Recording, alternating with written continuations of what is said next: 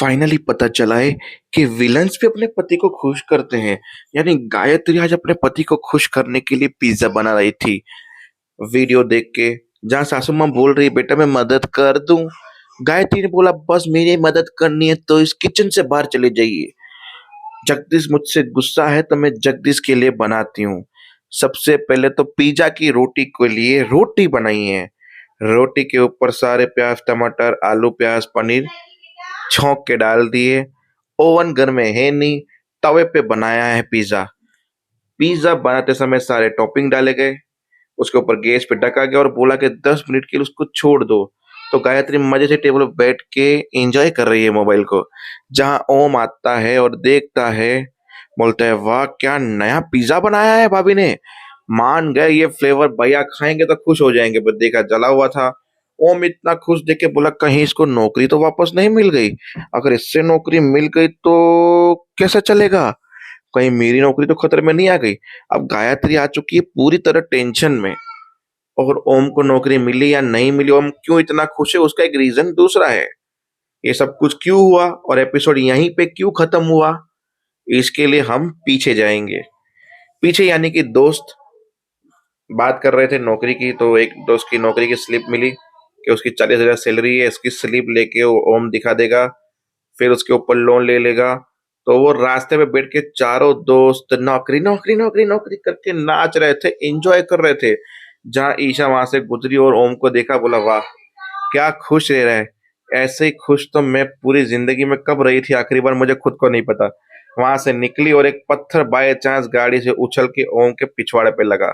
बोला इस साले अमीर लोग कभी नहीं सुधरेंगे। और वो बाय चांस था और ईशा बस देती में कब खुश हुई थी ऐसा, और निकल गई।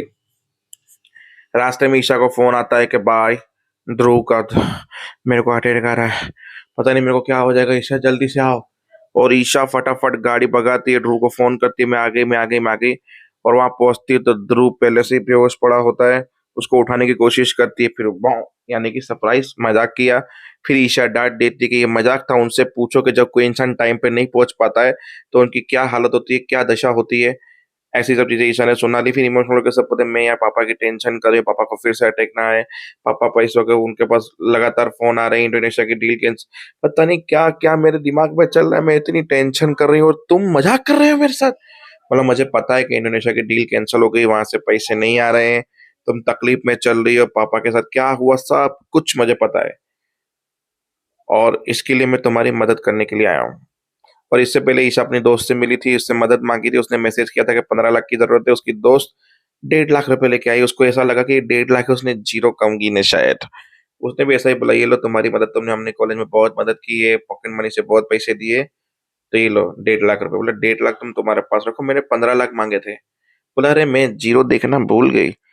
ऐसे ही करके उन 1.5 लाख वापस दिए थे, वो लड़की निकल गई, ईशा निकल गई। फिर रास्ते में ध्रुव का फोन, पहुंची वहां तो ध्रुव 15 लाख का बैग लेकर आता है कि ये लो पैसे और निपटाओ। बोला तुम्हारी मम्मी को पता चलेगा अच्छा नहीं लगता। बोला उनको इतना छोटा अमाउंट नहीं पता चलेगा इतने बड़े बिजनेस में। दूसरी बात मुझे पता है इसके लिए चला क्योंकि चाचा ने बताया जिसकी बीबी ने श्राप दिया था, वो चाचा है। बोला मैंने बताया, मुझे गुमनाम काका ने बताया, पर इसमें कोई दिक्कत नहीं है, तुम ले लो उधार समझ के ले लो, उसे वापस लौटा देना। अब भी शादी पताना निपटाना वो है, पापा को टेंशन करवाने की जरूरत नहीं है। तो पापा को क्या जवाब देना, बोला इंडोनेशिया का पेमेंट आ गया। फिर वो लेके जाता है, दोस्त बोला ले तेरा इंडोनेशिया का पेमेंट आ गया। बोला वो तो गुमनाम लेके आने वाला था। बोला हम होटल में थे तो गुमनाम पेमेंट लेके घूम रहा था, तो गुमनाम ने बोला अब इतना बड़ा अमाउंट है तो घर पे लेके जाइए, तो हम घर पे लेकर आ गए। लेकर गुमनाम ही आया, तुम्हारा पेमेंट आ गया। तो सुभाष खुश हो गया। फिर वो होटल पे और सब पे पेमेंट देने के बाद बोला कि बाकी का पेमेंट भी सब क्लियर हो चुका है, तो अब फोन मत करना पेमेंट के लिए, हमारा जो इंडोनेशिया का पेमेंट आने वाला था वो आ गया।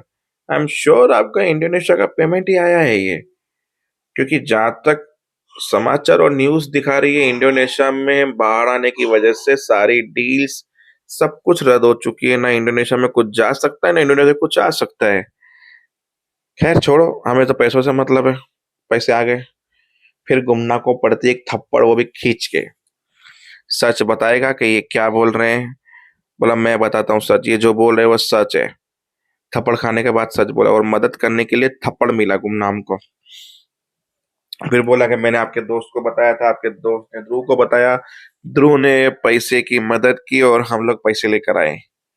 यही माजरा है बस। अब वो गुस्से में हो गया सुभाष कि इतना बड़ा मैटर कर दिया तूने, जमाई से पैसे ले लिए। अरे शर्म सीख थोड़ी किसी चीज की, गुमनाम। और वहां पे केक वाले सीन पे ये करके केक लगा दिया। जो पहला सीन था जो कल खत्म हुआ था एपिसोड, गायत्री के मुंह पे ओम ने केक लगाया और दोनों के बीच में बहस हो गई, जहाँ गायत्री ने बोला पता है ना कि तुम्हारे साथ आज क्या हुआ है? बोला नहीं भूला हूं मैं कि मेरे साथ क्या हुआ है और किसने किया है। तो उसकी चिंता आप ना ही करे तो बेटर होगा। जहां जगदीश आता है, क्या हुआ? गायत्री को बोलता है अपनों को तब शामिल करना चाहिए जब अपने कंफर्टेबल हो किसी खुशी में। बेमतलब की खुशी में किसी को ऐड करने की जरूरत नहीं होती है। तुमने देखा ना ओम ने मेरे साथ क्या किया, मेरे मुंह पे केक लगाया। हाँ मैंने देखा कि ओम ने तुम्हारे साथ क्या किया, पर वो भी देखा कि तुमने मेरी बहन के साथ क्या किया। इसलिए कंप्लेन करने से पहले ये सोचो कि आपने क्या किया।